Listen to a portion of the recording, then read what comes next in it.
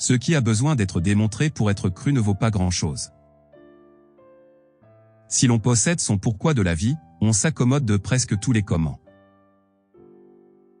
L'homme n'aspire pas au bonheur, il n'y a que l'anglais qui fait cela. Un chrétien qui serait en même temps un artiste n'existe pas.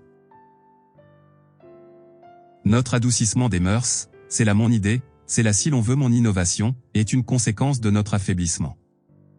La dureté et l'atrocité des mœurs peuvent être, au contraire, la suite d'une surabondance de vie. Car alors on peut risquer beaucoup, affronter beaucoup, et aussi gaspiller beaucoup. Ce qui autrefois était le sel de la vie serait pour nous un poison.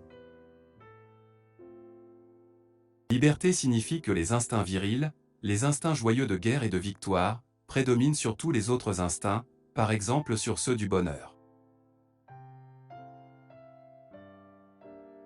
Nos institutions ne valent plus rien, là-dessus tout le monde est d'accord. Pourtant la faute n'en est pas à elles, mais à nous. Tous les instincts d'où sont sortis les institutions s'étant égarés, celles-ci à leur tour nous échappent, parce que nous ne nous y adaptons plus. Ce qui ne me tue pas me rend plus fort. Celui qui souffre trouve partout des raisons pour rafraîchir sa haine mesquine. S'il est chrétien, je le répète, il les trouve en lui-même. Le chrétien et l'anarchiste, tous deux sont des décadents. Quand le chrétien condamne, diffame et noircit le monde, il le fait par le même instinct qui pousse l'ouvrier socialiste à condamner, à diffamer et à noircir la société.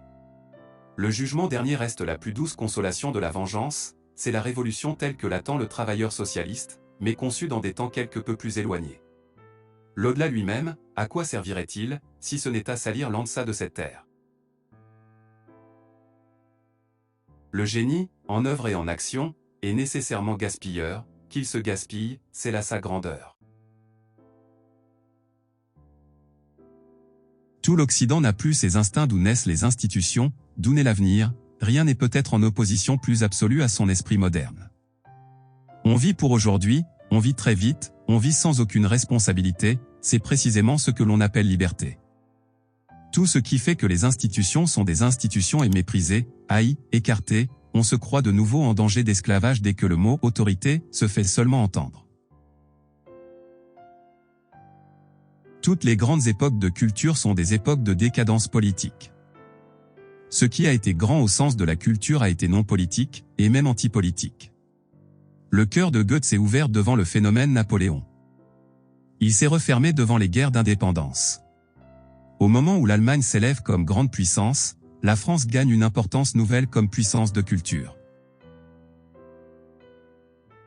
Je crains bien que nous ne nous débarrassions jamais de Dieu, puisque nous croyons encore à la grammaire.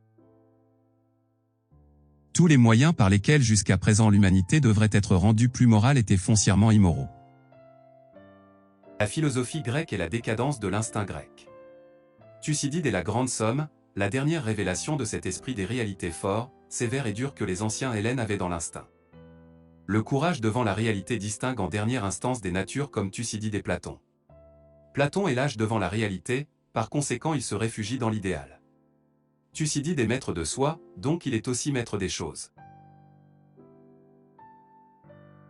Le meilleur fait défaut quand l'égoïsme commence à faire défaut. Si l'on commence la culture à l'endroit juste, non pas sur l'âme mais sur le corps, le reste s'ensuit.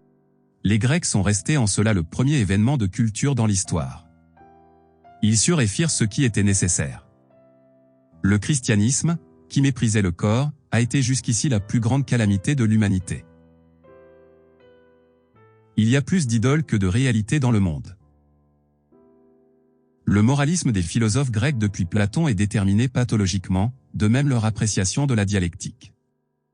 Raison égale vertu égale bonheur, cela veut seulement dire qu'il faut imiter Socrate et établir contre les appétits obscurs une lumière du jour en permanence, un jour qui serait la lumière de la raison. Il faut être à tout prix prudent, précis, clair, toute concession aux instincts et à l'inconscient ne fait que abaisser. De tout temps on a voulu améliorer les hommes. C'est cela, avant tout, qui s'est appelé morale. Mais sous ce même mot de morale se cachent les tendances les plus différentes.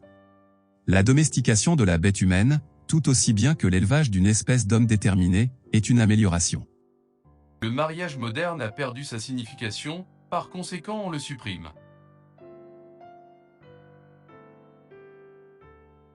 Tant que la vie est ascendante, bonheur et instinct sont identiques.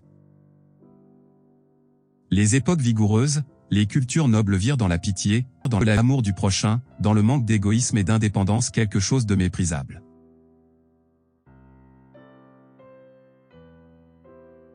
Les citations peuvent donner une bonne idée de l'œuvre, mais rien ne remplace le plaisir de la lecture pour approfondir la pensée de l'auteur. N'hésitez pas à consulter les liens dans la description de la vidéo pour trouver le livre du crépuscule des idoles de Friedrich Nietzsche.